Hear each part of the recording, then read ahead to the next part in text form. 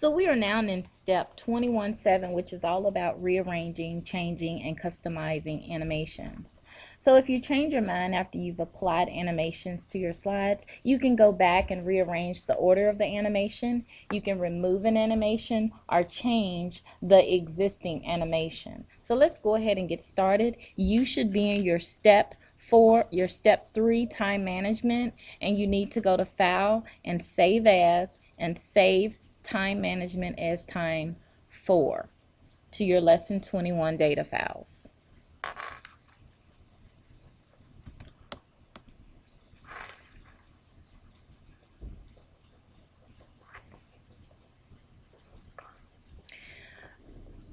Okay, so click on slide 5, and in the animation pane on your animations tab, let's click on animations tab, and under advanced animation you find animation pane. Open your pane, and notice that when I opened my slide 5 pane, it opened up my animations that have been applied to this one particular slide. Click on your Title 1 prioritized slide and select Move Later, and watch what happens with your slides. So if you notice, this transition that was 2 moved up, and this transition that was 1 moved down. So the selected animation changed the sequence. So let's go back, and let's go back to our animations tab and select Move Earlier, and it reversed back. So you can renumber the animations in your slide pane by using your animation pane.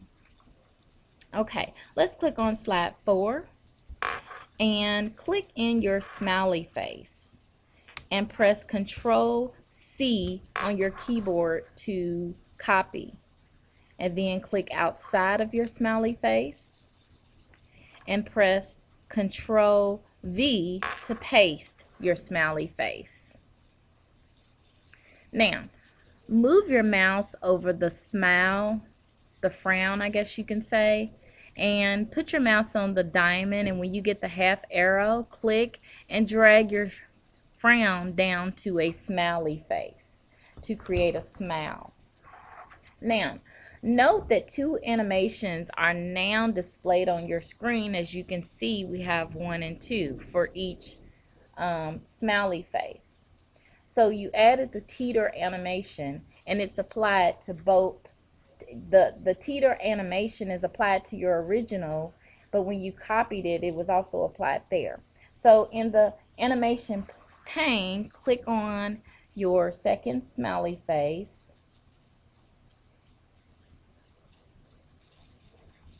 and drop down on this arrow and select Remove.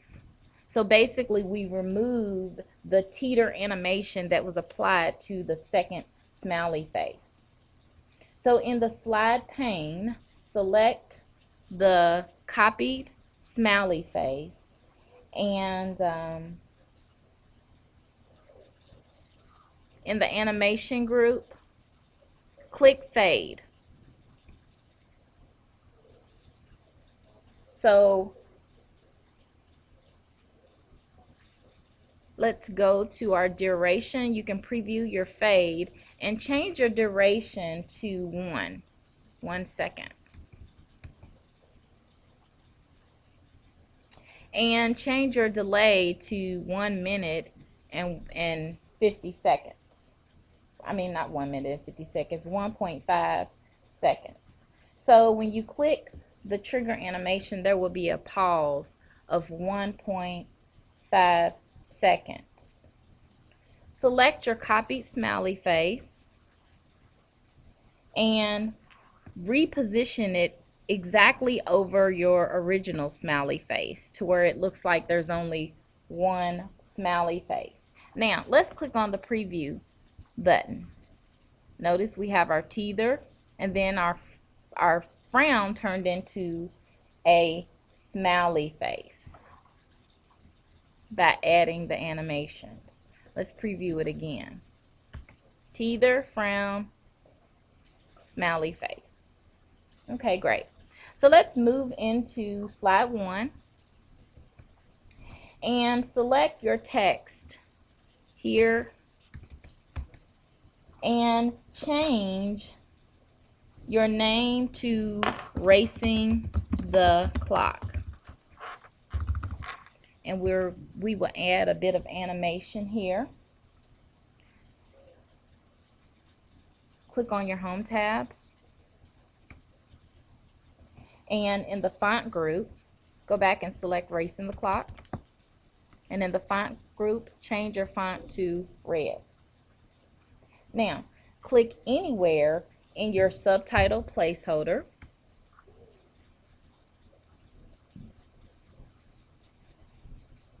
and click your Animations tab. Go to Add Animation, drop down on the box, and scroll down, and select Loops. And notice it changes to a loop. Now, move your mouse over Racing the Clock so that we can see the dotted line, which is the motion path for this title.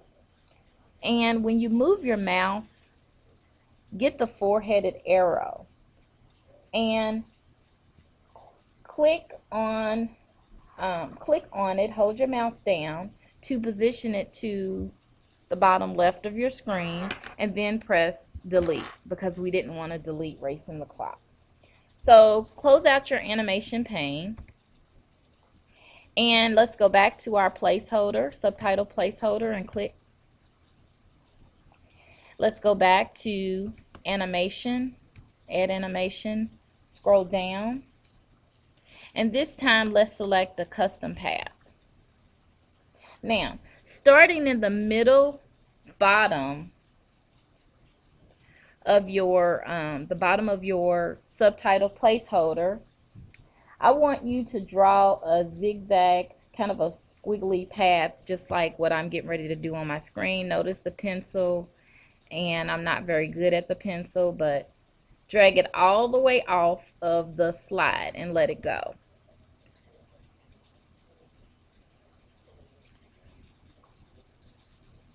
And then after you drag it off the screen, you have to double click on the path. And notice that same path that we created, and when you click on it, you can see it. So let's preview that again. All right. Very cool. So you just created a custom zigzag path. So let's switch to our slideshow view,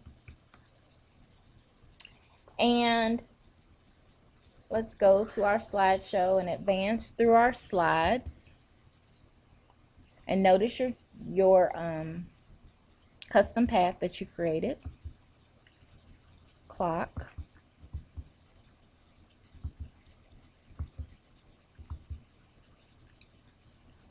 Notice the teether, frown,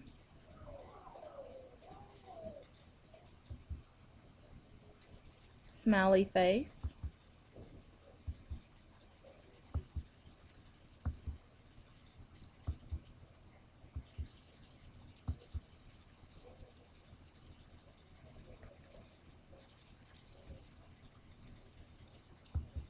and that concludes our slideshow.